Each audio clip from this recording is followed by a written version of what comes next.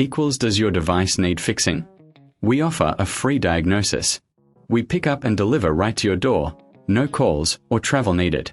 We send you a quote before repairing, and only go ahead if you approve it.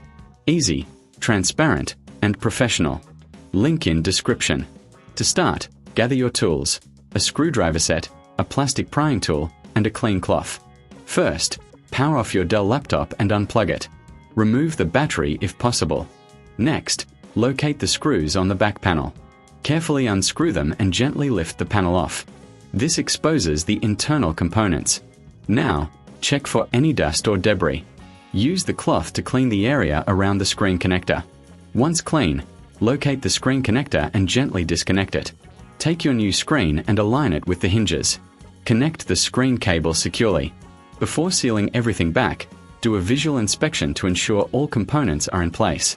Replace the back panel and screw it back on. Reinsert the battery and power on your laptop. If you need assistance, remember we offer professional diagnosis without obligation. Enjoy the convenience of pickup and delivery at your home.